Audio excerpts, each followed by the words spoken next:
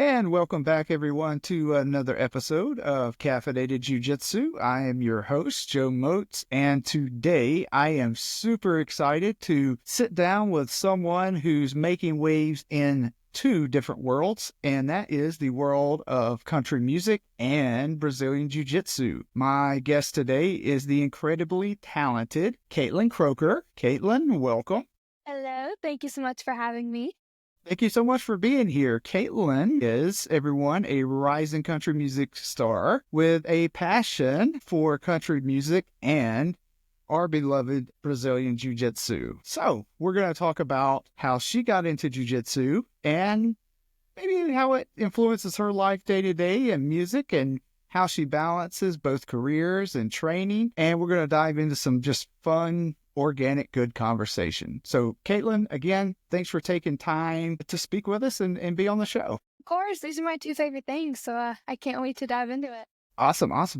And preparing for a conversation, I'm just going to start it out like this, right? This is kind of off agenda, but the song "You're a Hero," right? I got that title right. Correct? You're the hero. You're the hero. Yes. Yes. That is an amazing song. Thank you. I love Thank that you so song. much. You know, I know you're from a military family. We'll talk a little bit about that. But I'm a military vet, and I had 3 deployments to Iraq, 1 to Afghanistan, 1 to Kuwait. You know, my oldest son is 26, and I was deployed a lot of his life.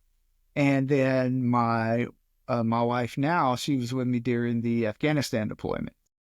It was just so much of that song. I was just like, oh gosh. Yeah.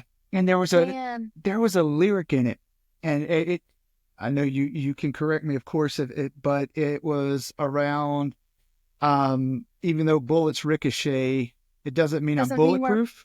Yes. Girl, Yes. that was good. That was good. Thank you. Thank you so much. That line is probably my favorite one, because it's about, even though through the distance we're still together, we're still family, it still hurts, I don't have like my dad here with me, and it hurts the relationship. Well, I mean, doesn't, but Well, yeah, I yeah. mean, you know why they're doing it, right? We know why we're doing it, but Exactly. it doesn't make that they can't see any easier, right? So, Yeah. Yes, exactly. well, we're already starting to talk a little bit about your background, so let's just continue right on. All right. So, yeah, obviously our listeners may be new to who you are. There's probably several out there who listen to country music and may know, but tell us about your journey first into country music. Also dive in a little bit about maybe your family and things like that, but just kind of how did all of this start for you?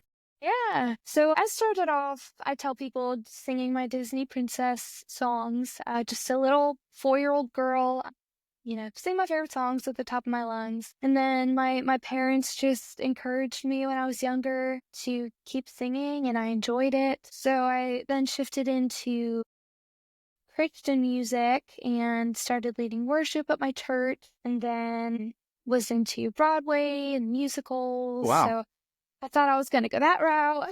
And then I fell in love with Tim McGraw's Don't Take the Girl.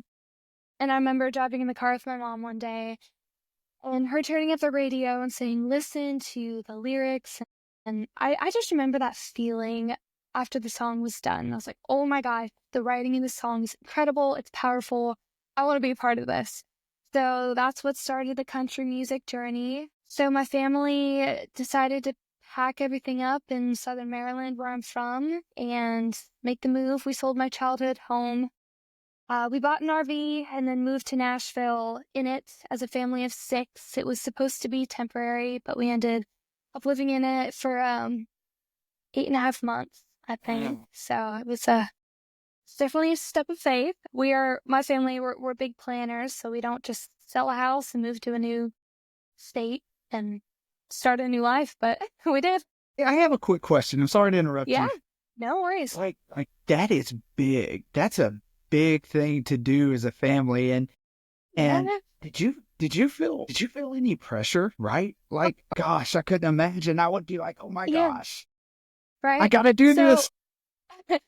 first and foremost, I do want to brag on my family and say they are incredible. You know, I couldn't have asked for better parents, better brothers, a better support system. So that's that. And they put zero pressure on me. But at the same time, they did move here primarily for me. So it's like, all right, kid, don't mess this up, you know? But no, it's great. We all love doing it together. They are on my team and they always have been and I hope always will be. So it's just so fun to get to do this with my family. So your passion for singing started super young. So Disney princesses, who was your favorite princess? Well, I guess she wasn't a princess, but I loved Mulan. Oh yeah. Oh gosh, yeah. She's Reflection, that was hardcore. my jam. I liked her. Oh Yeah. yeah. I loved Ariel. I sang a lot of Annie when I was younger. Because I was gonna ask if Ariel was, but in my head I couldn't remember if Ariel was a princess, but she was, right? Because she was yeah, Yes, yes. yeah. So It's yeah, that's awesome. been a minute since I've Yeah, been there. since you sit down and watched it, and Yeah. yeah, Milan, I remember watching it. Now Mulan's the one. Oh my gosh, I'm gonna kind of date myself here. Well, the listeners know I'm an old guy. But so is that the one with the dragon? The little dragon? Yes. Yes. Yes. Love that Yes. one. She leaves her family, dishonors them, and goes to Yeah. serve in the war and dresses as a man and the whole thing. That's kind of hardcore though. I like that. Yeah. Yeah. I think Milan would have trained jiu-jitsu. Maybe she did. We'll pretend she did. I think she did too. Yeah. Yeah. So as far as Nashville, you'll move to Nashville. How long have you been in Nashville again? I think you said. Yeah, so I think it's about 3.5 years now. Okay. Yes. Perfect. Perfect. Well, here's kind of and I'm sure the listeners by now have figured this out, but there's a crossover here that people probably don't expect. How did you go from country music singer, up and coming country music singer, to getting into jujitsu, right? I mean, like, I've been researching because I want a series here on the podcast called Celebrity Jiu-Jitsu, right? Where I'm reaching out to like Keanu Reeves and Tom Hardy and all these people. But I haven't found any country music singers except for you that are training Good to be jiu-jitsu. here. Now, I know they're out there, but how did you get into it? Yeah. So my little brother started first. I went to his first class and I was like, oh, so weird, but intriguing. You know, it's interesting. I've never been a part of anything like that. I think I did Taekwondo when I was maybe 5 for some time with my older brothers, but we didn't stick with it. So yeah, showed up to the first class and I was just very intrigued. So I did a trial class and absolutely fell in love with it. I thought putting on a gi, wearing a gi, tying my belt was the weirdest thing in the world. You know, those brand new super stiff gis. And I was like, I'm like wearing pajamas, but people are tugging at them and I don't know what I'm doing, but this is so fun. Yeah, there are just so many emotions at the beginning of it. But yeah, my little brother started and I signed up like the next class. Yeah, it's crazy how I talked to. First off, I asked every guest about their journey, and we all have different ways we came into jujitsu, but there's also those similarities, and it's always, I won't say that. It's almost always through another family member or a friend. Like, I got into it because one of my younger boys was doing it, and then he decided to do soccer. But this academy that he started in did like annual contracts, and I didn't want to break a contract, so I was like, I'll go try a couple classes. And I mean, it gets you, right? It either gets you or it doesn't. But when it gets you, it gets you, and you're like, I'm going to do this for the rest of my life. Yeah. And yes, the hardest thing was figuring out how to do a square knot and with the belt and make the little, call it the butt, right? The little butt thing. Yeah.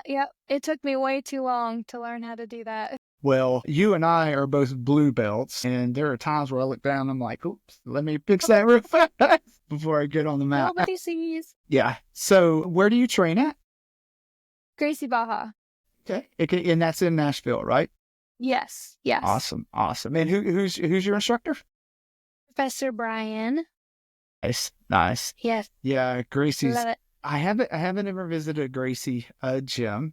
I'm excited to, but I gotta tell you, I'm a little nervous too, right? Because, and not for anything, for any bad reason, but like, there's some serious jujitsu practitioners in there.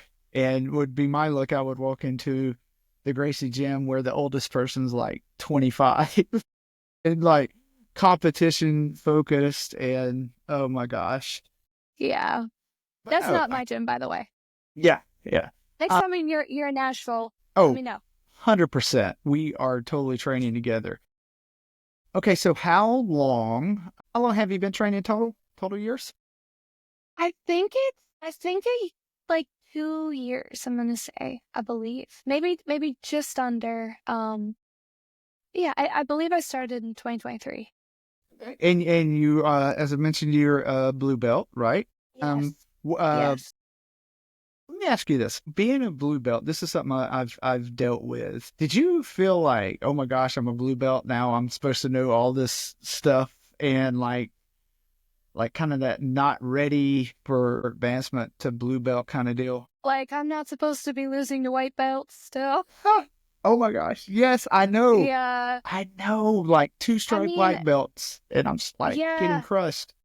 it's a new ball game because the wrist locks and all that fun stuff that's now legal. And Yeah, yeah, I mean, I did feel a little like uncertain about this. Like, are you sure I'm ready for this? But it was a big honor too, and I was so proud to get it. Just because, I mean, blood, sweat, and tears. When yeah, it's that kind of sport. Um, but yeah, going up against other people, it just depends. Some yeah. white belts that are there training every day compared to me, I make it whenever I can, but my schedule doesn't allow very often. Right. It makes for a pretty even battle. Yeah. Yeah. Well, I think it says a lot about kind of your training consistency and Mhm. training, but just how you approach training to know with your schedule, right? And Yeah. I have no idea, and we'll talk about this some more in a bit, like what all it takes to be in your profession and to be out on the road and singing. But I can imagine that the time management is just, it's hard. So the fact that you were, training in a Gracie Barra and training to the level of getting your blue belt and putting that in that mat time, that says a lot about the way you approach training. Because, Thank you. kudos. I appreciate that. Yeah, absolutely. So kind of combining music and jujitsu or martial arts. You said you was it taekwondo? You did a little when you were Yes. younger too? Yeah. Yes, correct.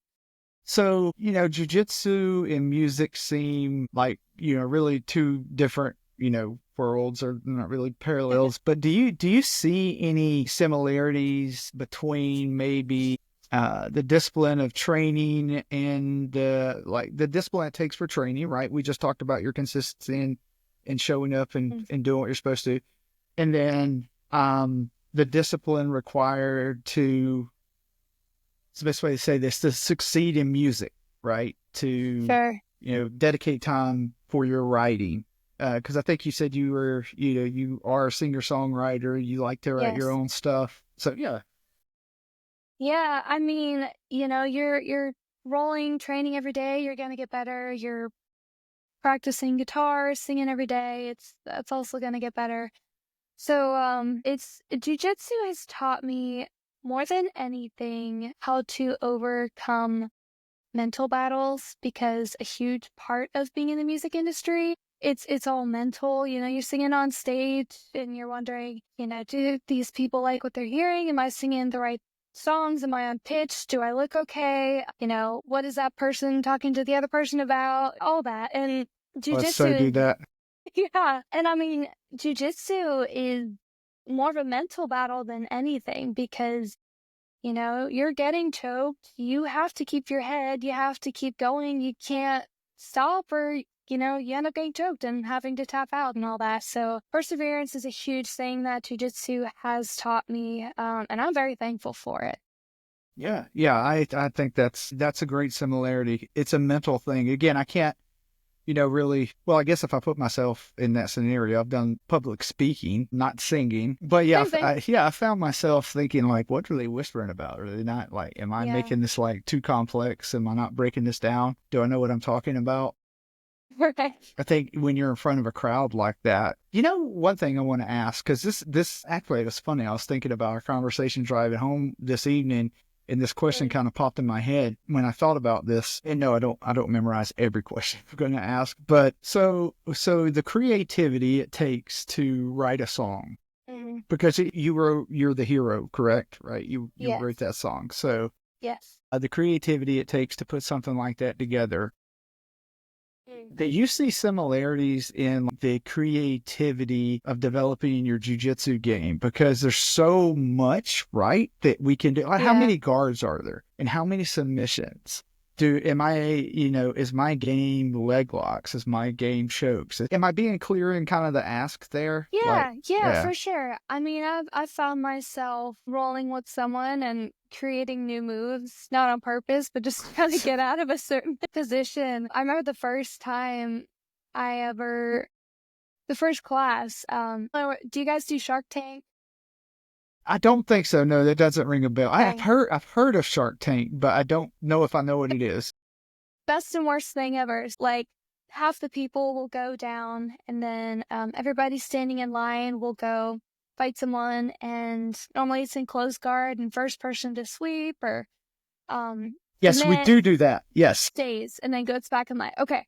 So first class ever, we did that, and I was like, "Oh my gosh, what have I just gotten myself into?" And I remember like winning one of them, and I like stood up, did some weird move with the foot behind me while I was in close guard, and I don't even remember what I did, but I was like, "That worked, cool. I like this sport." But I mean, it's just like from day one, it's all about getting creative. I find it hard to remember the moves we learn in class because I'm not there super consistently. And even when I am, I have had times where there's a song stuck in my head that I had like just written that day or had just come from a write. And I find myself like humming it, singing it, whistling, and I'm like, no, no, get back in the game. So So it's confusing sometimes. they bleed into each other. They do. Yes. I mean, I've never found myself, you know, rolling while singing on stage. So it's like jujitsu hasn't really crept into music, but music has definitely crept into jujitsu.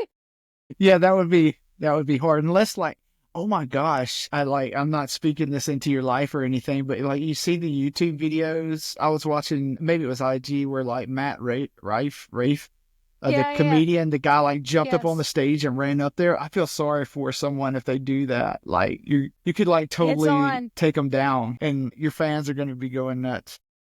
Yeah, now I'm gonna have to watch all your live streams now. Just I'm Yeah, right? hoping I chart this.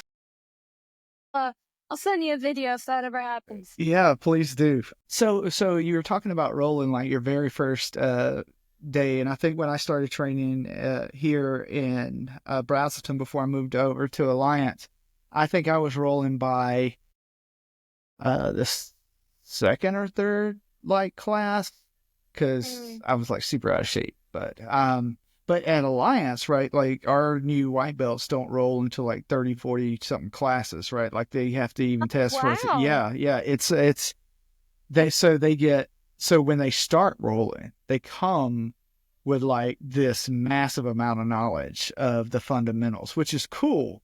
It's Um, helpful. right. And that's like, I guess the reason I'm sharing that is, do you remember kind of the point in jujitsu where things started making sense? Because that's only happened to me like recently. Like, I feel like I had just started getting things and then I took a break, not by my own choice, just because things picked up. And then it was like the first day all over again, getting back into it. And I'm like, I'm not on my game. But I will say, I think one of my strengths is defense. I typically know where people are going, even if I'm not the best. Um, Moving into different positions, I'm better at defending. And I've just learned that from getting knocked down too many times. Yeah. Yeah. My entire game's a bottom game, and it's because I've always been on the bottom getting crushed. And I Yeah. was like, well, Yeah. there's no way I'm going to purposely be the guy on top a lot. So, Yeah. yeah. So it's For sure. offense through defense, right? That's right. That's right. So thinking about staying kind of on some, I guess, the parallels, if you will, of jiu-jitsu and in your music career, has, let's see, how can I say this? Has training jujitsu helped you approach challenges in a different way in your music career? You mentioned, sometimes you get in your head when you're on stage, or vice versa. Has your music career ever kind of like, hey, this is nothing. I mean, this role's tough, but like I was singing to 1,000 people last night. So is there any correlation there in overcoming challenges between the two? Well, so it's funny. I guess I must have been a little cocky. Yeah. My first and only competition, I was like, I'm used to getting on stage and overcoming obstacles. Things go wrong and you just learn to adapt and, the show must go on. So I'm like, it's just like that. I'll be fine. I've trained, I've practiced. I think I had only been doing jujitsu for like 2 or 3 months at that Wow. point. I mean, I was brand new. I don't know why I even decided to compete, but I stepped on the mat. I've never been more terrified for anything in my life. And I remember my professor saying that. He's like, this is a new ball game. When you step on the mat, it's like the other person's trying to come for your life. So I was like, yeah, it's fine though. I'm used to, have some nerves. You get on stage and then you just do your thing and it'll be fine. Nope, I got choked out in the first 30 seconds, I think. I had just learned like the class before. I didn't know you could um do submissions from half guard. So the other girl got me from the Ezekiel choke. From half guard, she was on top. Yeah. Yeah. Yes, yes. Yeah. Yeah. Yeah. Yeah. I'll tell you. Yeah. So thinking back to my first competition, and I lost my first competition too. It was I lost. They got me in a cross collar choke from close guard. Mm-hmm. Yeah. Yeah. Always listen to your coach from the sideline. Yes. Yeah. I learned It's that the hard hard to way. though. It's impossible. It's not Yeah. hard. It's impossible.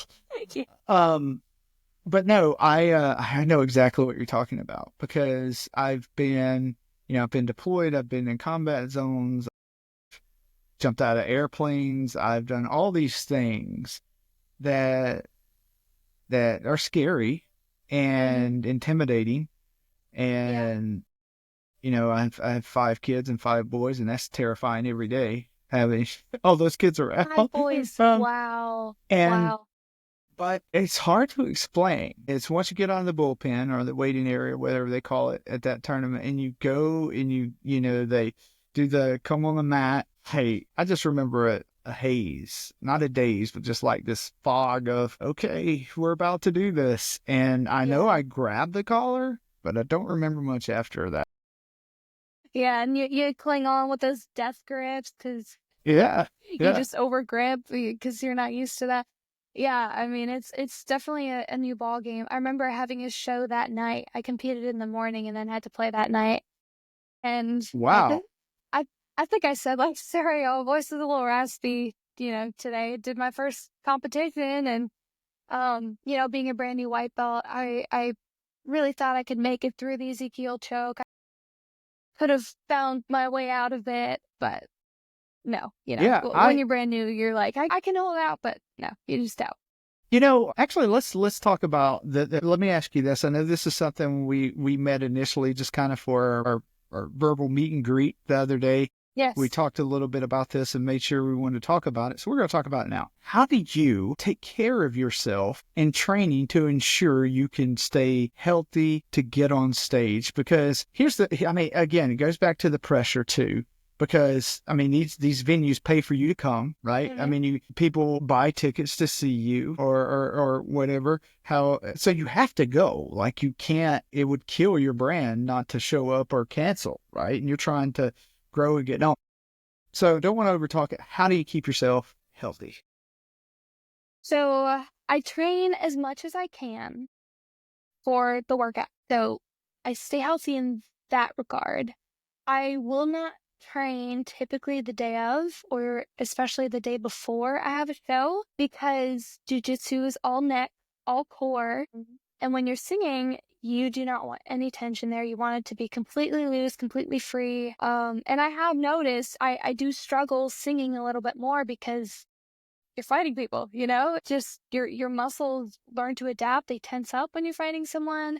You're trying to keep your head off the ground. You're keeping your core tight, keeping everything close. So yeah, it 100% affects it.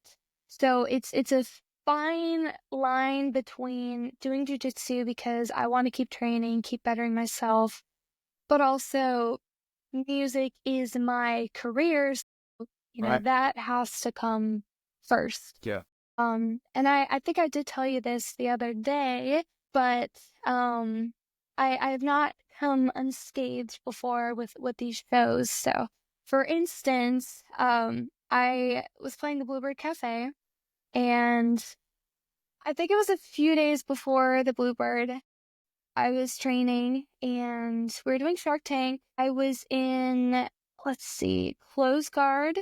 My opponent was going for triangle, so I kind of dove my shoulder in to block his leg, and his heel kicked me right in the ear, and it ended up rupturing my eardrum. So, not only was that extremely painful, but I couldn't hear anything, but I still had to play. So, it turned out being fine, I think. I just couldn't hear anything, So is that like when you kind of rely on, I'm getting in the weeds here, but it's the way my mind works at this point in the night. And you would think I would be tired at 9/11, but this is caffeinated jiu-jitsu. So you have to be That's caffeinated right. on it. Yes. So is that when you rely on kind of like your technology and your audio? Like I see singers wear things in their ears. I don't know if that's like, situations like that? Because obviously you couldn't hear like yourself normally. Right. So at the Bluebird, they don't have any of those. So it's just the mic and the monitor. Yeah, no help. You're here. So Do your best. Right. You got this. So at that point, I was just running off of what, muscle memory, just what I'm used to, what singing this song is supposed to feel like. I will say, I do think it kind of helped. Not that I would go through that again, but I do think it kind of helped because, when you plug your ear, you can hear yourself better. It was kind of the same thing. So it's like when my ear was all plugged up, even though I couldn't hear that I was on pitch after the fact, when I got my hearing back, I think I was probably more on pitch than I have ever been, so Yeah. I think it helped, but I would not go through that again just for that. Yeah, you have to take care of yourself, more than probably your training partners do, right? Like the HR physician recruiter guy doesn't have to worry about, internally damaging his larynx and never being able to, live a dream or something like that, So kind of staying back in the weeds here, or getting into the weeds. One more question. Mm-hmm. So this is maybe a stupid question, but I'm going to ask it anyway. Yeah. Have you noticed any improvements or any differences in like your voice, your tone, or anything like that since you've been training jiu-jitsu? And the reason I ask is because all of the, and again, I don't know everything you use when you sing, but like the building of your cardio, like my lungs feel more open and stuff like. And that's okay if there's not anything you notice, but I just kind of wonder that. You just spoke on it. So before doing jiu-jitsu, I didn't do a whole lot of cardio. I grew up doing a whole bunch of sports, but in my later teenage years, I really just did like strength training. So jiu-jitsu really helped improve my cardio. So I do think it did help my singing in that regard. I would definitely think endurance. I mean, you're standing there for like, what, hour, 2 hours sometimes. I mean, just, a grip strength too, right? Playing, because you play the guitar, right? That's your main instrument that you use? Yes. Yeah. Yes. Yeah. Yeah. Actually, that would probably help the other way with gripping in jiu-jitsu. Like you already come in there like, who's this white belt, like ripping my collar off? Yeah. I hadn't thought of that, but that's a good point. Yeah. When I was a teenager, my stepdad, he had gotten a electric guitar and he was like, "Here, learn how to play the guitar." And I tried it for about 2 weeks and the strings, and I was like, "Oh my God, I can't do this. This is not for me." It's just the Yeah. initial pain, I didn't get through it. And then plus I wasn't really that talented. Yeah. Yeah. I mean, I always have calluses on my fingertips, but yeah, I've got cuts on my hands from boxing, a Wow. few days ago. So it's like I'm never without any, you know, battle, battle marks, Yeah, so boxing now battle too. scars. Yeah, we'll have to maybe circle back to that one. Well, yeah. Yeah. So knowing kind of the risk that training could have on your career, what keeps you coming back? So To I remember my professor saying one time, a lot of people show up for this sport and they stay for the people, and I found that 100% to be true. Like when I'm gone for weeks at a time, lit legit miss the people. I can go to the gym and get in a good workout and feel good. Uh, I wish I was still rolling, but I can still be content because I'm still working out. I really just miss the people. So that yeah, was the most unexpected thing for me getting into yes. jujitsu. Right. So I grew up in small town Georgia, in Commerce, Georgia. And you have to Google it. It's kind of a cute town. Everybody here in Georgia just knows it's where the outlet malls are. But anyway, so I graduated high school with the same friends that I went to elementary school with.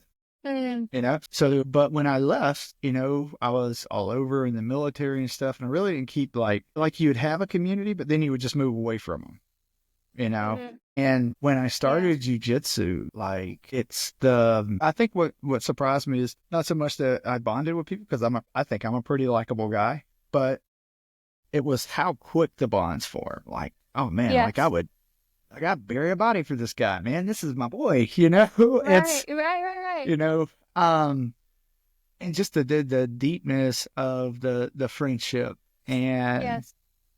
it just comes so fast, and that's why I go back every day. I go Yeah. back. I'm sore, or I've been lucky enough not to knock on wood here, not to have any injuries yet, but Mm. besides black eye. Yeah, And yeah. some rash guard burn or some gi burns on my Sure. face. But yeah, and I think it's always going to be that way because, especially for us, right? Because I think we're in the sense of we're people, right? We like Yes. people and entertaining Yes. and helping or just being with people. But black belts say the same thing, right? They talk about how it's the community. Every professor tries to foster or should be trying to foster that close knit community, right? That family kind of vibe. And I love that, knowing that wow, as long as I'm doing this, it's gonna have that feeling. Yeah, no, for sure. When I first started going, so we have something at our gym. We call it dad class. It's the noon class. But they were primarily all dads, and some of them are special forces in the Army, Air Force, and all of that. And they just quickly became like my closest guys. Like they'd come out to shows and stuff. Now some of them have moved, and I was just saying like, hey, I think I have a show out there. He was like, oh great, bring your gi. Would love to train. Bring your dad. I train with my dad also. That's cool.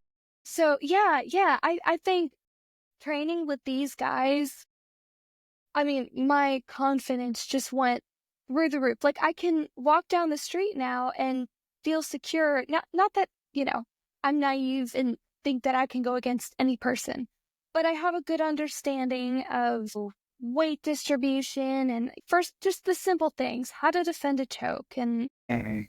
the different steps, how to keep my head when somebody's coming at me because I'm so used to it now. Yeah, that and then training with these guys. I never thought I'd become really good friends with guys 2, 3 times my age, but I mean there's some of my favorite people on this planet Yeah, yeah. just because of jujitsu. So I love it.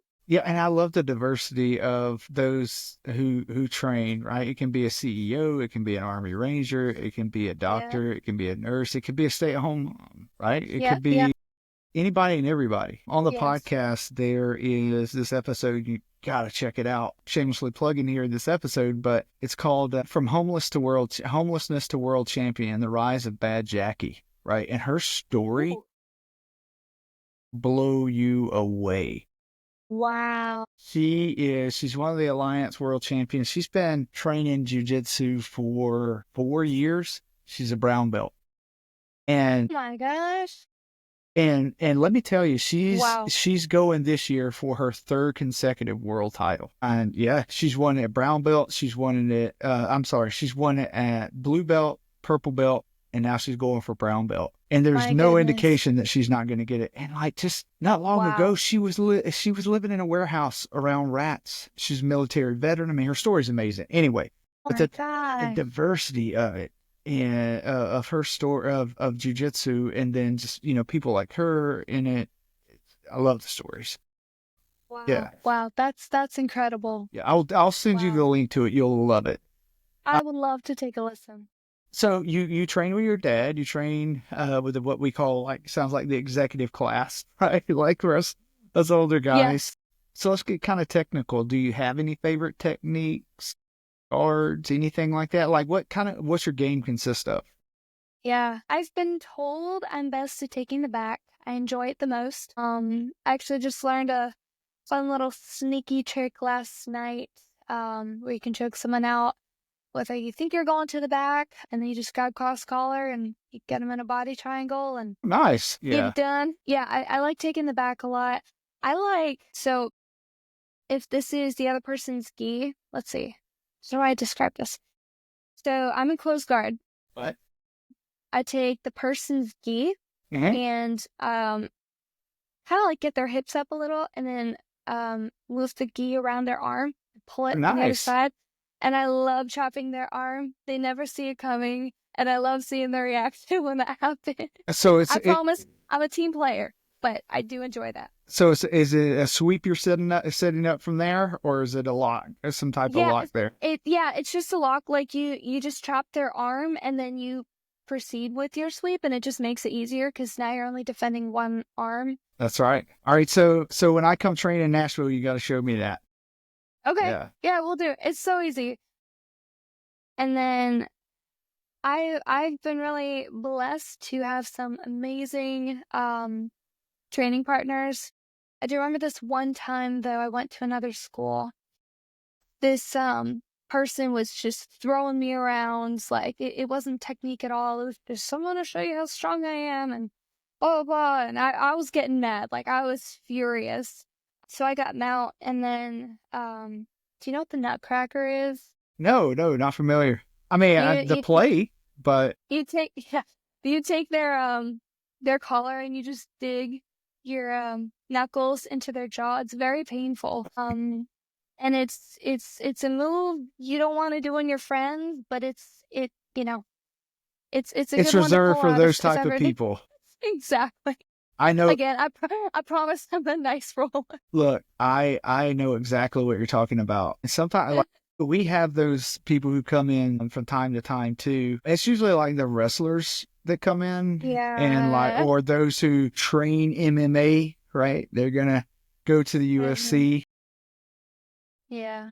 I remember this wrestler just picked me up and he was just slamming me over and over. I got him in a guillotine and surprised him and he just kept slamming me and slamming me. Like I think it was twice. And then my professor, Professor Maciel, saw it and was like, he stopped. He was like, hey, you can't do that. You can't do that. And then he did it again. Yeah. Professor Maciel stopped the round and said, hey, you come with me now.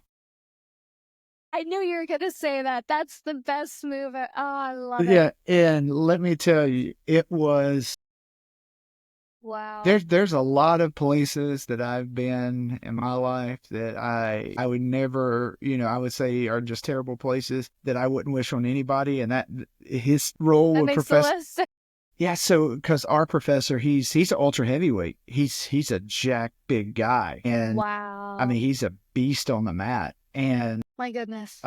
he won nationals last year. He's just a strong dude. And anytime you roll with him, it's bad enough as it is. So when he goes like 40 or 50% on you, it's just but I love that Wow. I love that Mhm. more and more these days is kind of suppressed in gyms, especially since Mhm. look, you and I aren't aiming to be world champions. We just like jujitsu and Right. want to have something of our own, you know. Right. But it's good that culture is being fostered, I think, across the board, and I hope that's something that continues. Yeah. Yes. Yes, me too. I 100% agree with that. Yeah. So you're definitely gonna have to show me that arm trap. I love using the gi too. I've recently started doing some lapel chokes, like lapel. Mhm. Ezekiel's my game is 100% almost half guard or deep half when it's Okay. not half Yeah. guard. And as far as submissions, I'm almost all chokes. I find that the locks and anything to do with the legs it's just real steppy, and I'm not a Mhm. smart dude. I have to keep it simple, Yeah. so Yeah. I try to stay with those things. Yeah, I agree. I don't like to, well, I would try more things, but again, when you're not there that often, it makes it difficult. So I'm a big smash pass person. I love it. Yeah, And it can work for almost any size. Some people, you just struggle with that one. Or they know it's coming, so they know how to defend it, but oftentimes that one works out pretty well for me. yeah, I think that's a good one too. It does have I think a high ratio of success. So we've been kind of talking a lot about on the being on the mat. Let's get back to kind of your music career mixed with jujitsu. Mhm.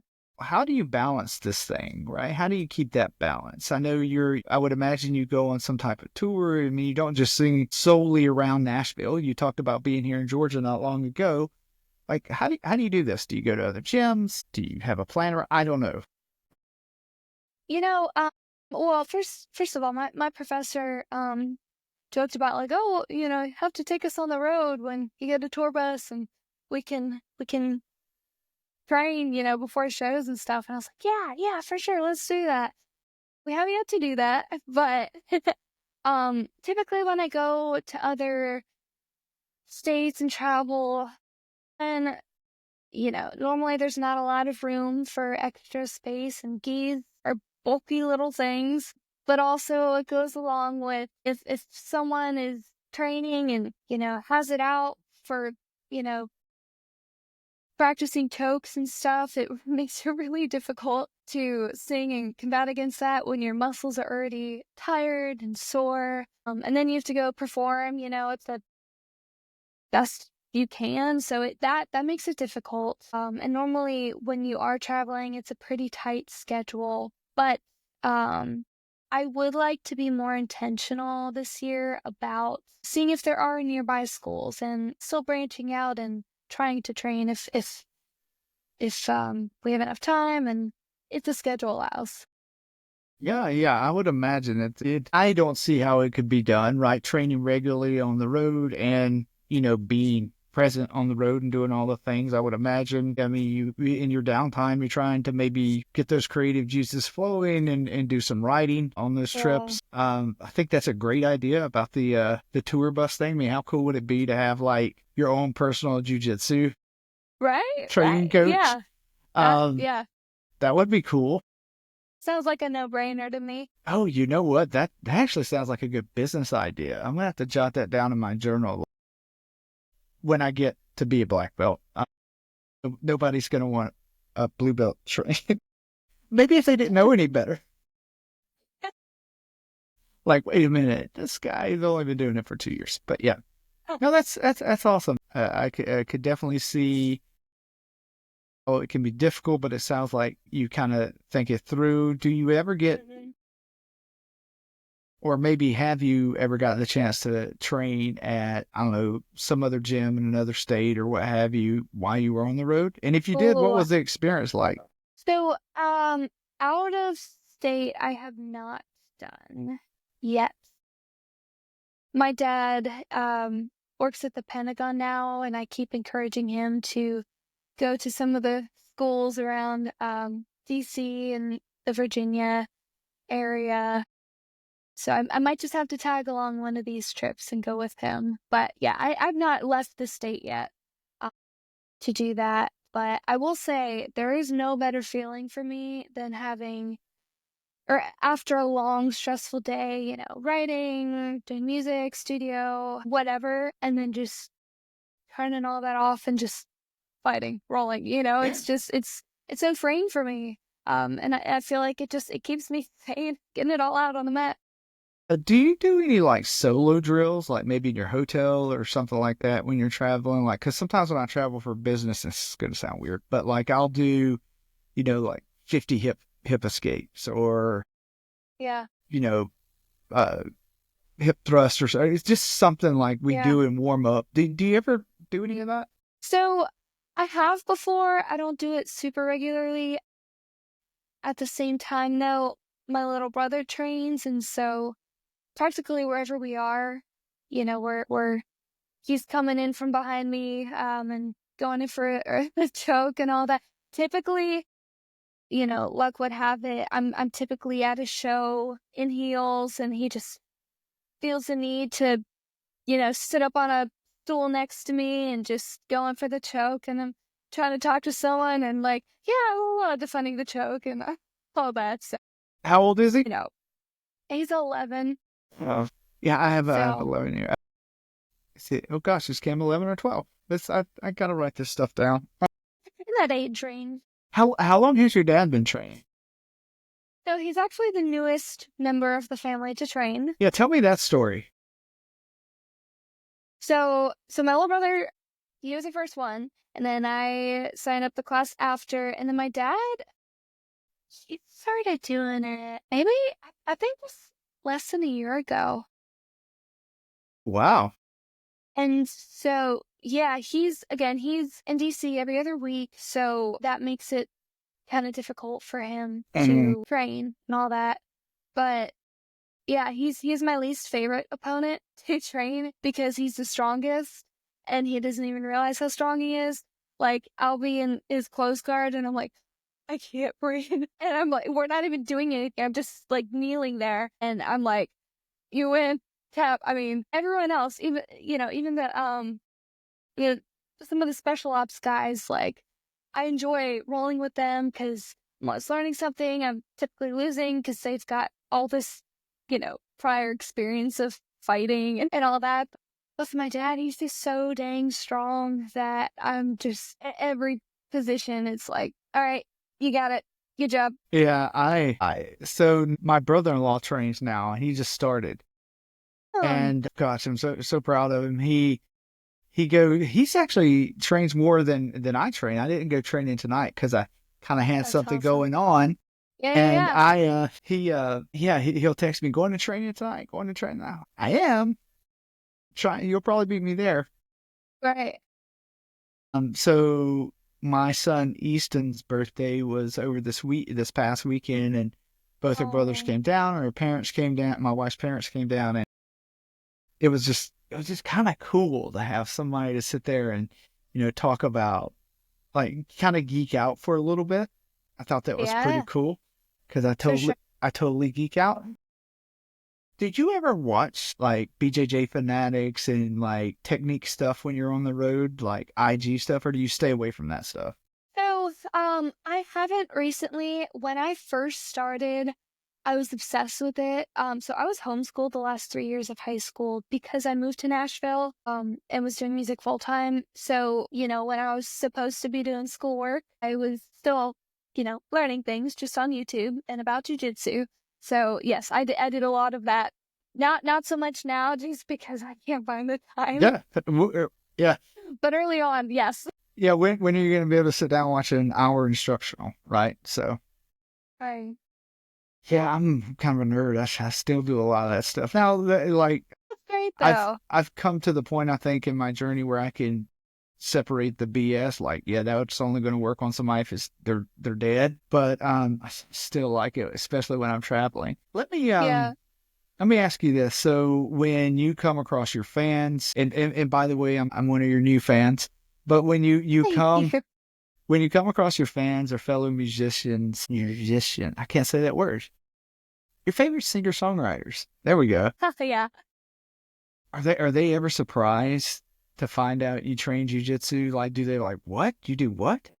Exactly. That's typically the response. Like, wait, what'd you say? Jiu-jitsu? What? Really? Yeah. So it's normally like, you do that? It's fun. I like, being able to say like, yeah, not a lot of people do this, and it's just something that feels so natural, and I love it so much that I love bringing it up. I'm so glad we were able to do this because there's not a lot of opportunities where I get to combine, my two passions. So this is really fun for me. Yeah. I think I'd be the same way, like, well, not that one, because we just met, but like, if I didn't train jujitsu, but I knew just a little bit about it, and I can think of at least 5 people I'd be like, if they told me they were training jujitsu, I'd be like, no way. But that's the cool thing about the martial art is like it's because it's for everyone. Yeah. Yeah. So a couple more questions. Wow, we've been at it for like 55 minutes. So this has been an amazing conversation, right? So I have one question. Yes. It may be difficult. And then I have kind of a few questions. I call them like the rapid fire questions, just some fun questions. Mm-hmm. Here it goes. All right. You could write a song about jujitsu. What would it be? Foundation. How would you? That's like, I mean, how would you do that, right? Well, okay. So I'll say this. The first song I ever released is called Dead Man Walking. Yeah. It's great. And thank you. I wrote it shortly after starting jujitsu. And I think it was just that confidence boost of knowing I could, roll with guys. I remember the first time I swept, this guy must have been at least 250 maybe. I felt like I was on top of the world. Dude, it must have been the next day. And then I just had this song idea like right after called Dead Man Walking, and just got up on my soapbox and I was like, oh, I can, do this and blah blah blah. So wrote this fun country song. It's a classic country. Yeah. Guy cheats on girlfriend and he goes, full revenge on him and all that. But I think jujitsu actually inspired that. It inspires I some don't, aggression. exactly. And I don't really write those songs a lot, so it's kind of funny and out of the ordinary. But yeah, I think that aggression inspired. Yeah, well, I can tell you can definitely hear well, now I don't think I'm going to be able to listen to that song the same now, though, in that, because I'm going to just hear she just swept somebody and the like roll intensity. But that's cool. That's cool. So yeah, so some rapid fire questions. If you could create a playlist to play during a roll, or I got it. What if you could create a playlist to listen to right before you step on the mats of a competition? What would your first 3 songs on that playlist be? Staying Alive. Oh, Bee Gees, really? I love Mr. Brightside. That's by The the Killers. Killers. Yes, I love the I'm not Killers. sounding like a country artist right now. Yeah, no, definitely not. What's that song? What are those songs they play at the football games? I'm blanking on the names. Well, in commerce, it was always "We Will Rock You," where people were stomping and all That that. one Like, works. Yeah. Yeah. I think before the competition, I listened to a lot of, I like Skillet a yes, lot. Skillet's good. Yeah, But yeah, I feel like I should be listing some country songs, but it's that's kind of just when I get hard up though, on right? my field. Yeah, cause country for me, like, because I like a lot of like mellow country, and then also I like a lot Yeah. of the country gold, like the George Jones, Conway Twitty, like the Yes. old Yes. stuff, right? Classic. Oh gosh, I bet you love Yeah. those. But I wonder if it may be the same for you, or it may not be. But like, if you look at your Spotify or your Amazon Music playlist, whatever, like, would you say it's more country, more rock, more rap? I mean, or is it just a crazy mix of everything? So it's everything. I actually don't listen to a whole lot of music anymore. One, because I'm always around it. Yeah. And I feel like it just keeps my mind fresh. when I'm not always having all these different influences. Although there is a time and a place for that. I've been listening to a lot of podcasts recently, but yeah, I listen to a lot of rock, country. I've listened to worship in the gym before. Really, just any kind of music will get me pumped up. Like I can get pumped up to a slow song in the gym. I'll say for a jiu-jitsu competition though, we're gonna do right. Yeah. We're getting, yeah, I don't, Full it's, throttle. yeah, I'm kind of bad because so I'm from I'm from Georgia. We've established that, small town Georgia. Yes. And I sound like I'm from small town Georgia. You probably Yeah. hear my accent. But yeah, I listen to like the majority of my playlist is like throwback, these 90 rap. Like Okay. Mob Deep, just LL Cool J. Oh my gosh. I can't believe he's like in his 60s now. Anyway, no, that's so cool. I always wanted to ask a singer that and like kind of wonder what's on their playlist. And I could see like here, like if I'm a librarian, I probably don't want to like read books all night if I'm around books all day kind of deal. So, Yeah. but no. All right, next question in our rapid fire. Okay, so if you could train with your dream jujitsu training partner, this could be a celebrity, it could be otherwise, and you can't say your dad or your brother because you already get to Yep. do that. I knew you were Sure. probably, your mind was probably going there. But if you could choose any celebrity training partner or otherwise, and they could be alive, they could be alive, famous, whatever, who would it Yeah. be? So I believe this person trains ill, but Chris Young. I've heard he does What? jujitsu. That's the So artist, right? yes. I love his voice. It's like butter to me. What's the song He that I'm thinking about that he sings? sings Tomorrow. He sings I know exactly what's who that you're talking duet? about. He's got one of the smoothest Yes, voices in I know exactly country who you're music, I talking think. about. But I've heard he does jujitsu. So I'm hoping I can confirm that and roll with him one day. Fingers crossed. Well, if you meet him, we got to get him on the podcast. Yes. Remember to Yes. keep us little Will guys in do. mind when Will do. you're Yeah. at the CMAs talking jujitsu My with Chris Young. Okay, what's the toughest part about starting jujitsu? getting through the door, I'd say. Just just showing up is probably the hardest thing. You know, for me now, that's the hardest obstacle. I want to go, even when I'm tired. You know, I want to see my family. It's just getting up and getting through the door and, you know, finding the energy to do that. So I'd say just eliminate as many obstacles as you can. If you're trying to talk yourself out of it, just do it once. If you hate it, you don't have to do it.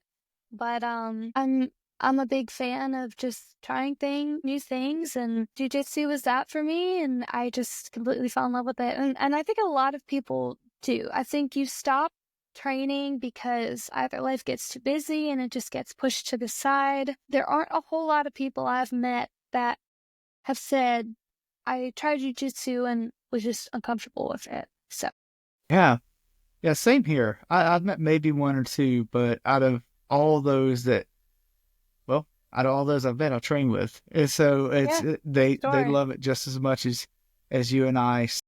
Yes. You know, Kaitlyn, this has been an amazing conversation. It's been everything I hoped it would be. But before we kind of wrap up here, what is next in your music career? I believe you may have just recorded a new single. Any I tours? have. No, I'm not putting anything out there, but Yeah, uh, no. yeah, the only way I knew that's because Bruce said he was texting me while you were recording. He's good like that. Yes. Yeah, so I was just in the studio and finished up a song called Trouble I Chase.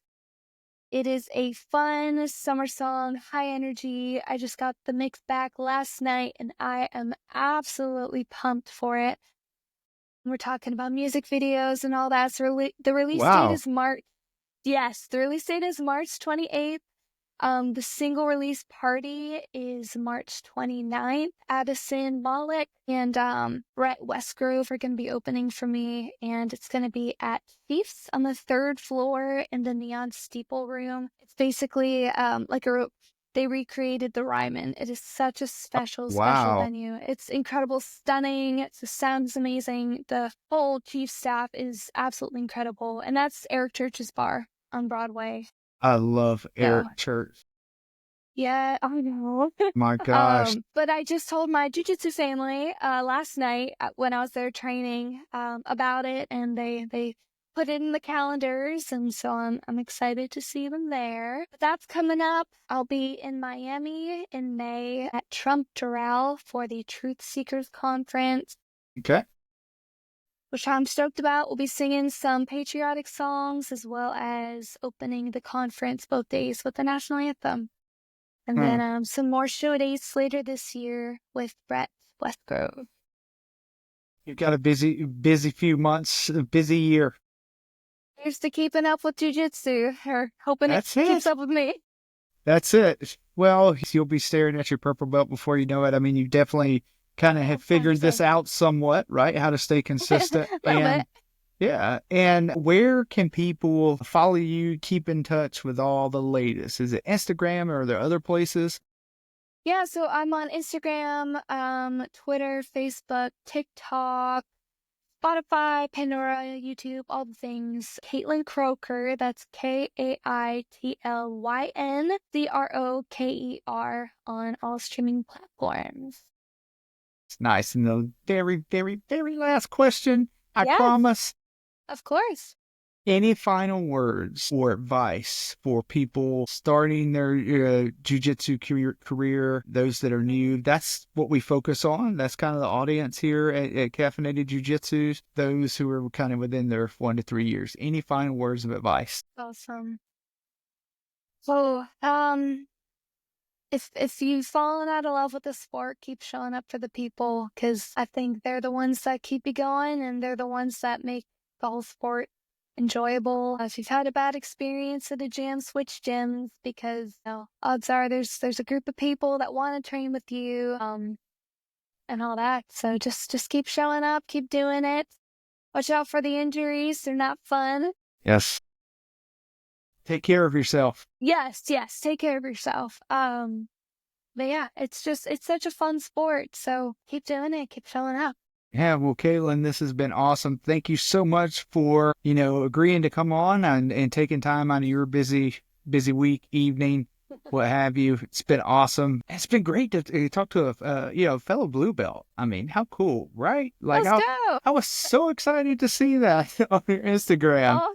But no, thanks for your insight. Thanks for the amazing music you're putting out. Again, I'm a fan. I'm going to be keeping up with you, and I'm sure the listeners will too. We'll have all of your links and everything in the show notes. Thank you so much for being here. Awesome time. Thank you so much for having me. It's been such a pleasure.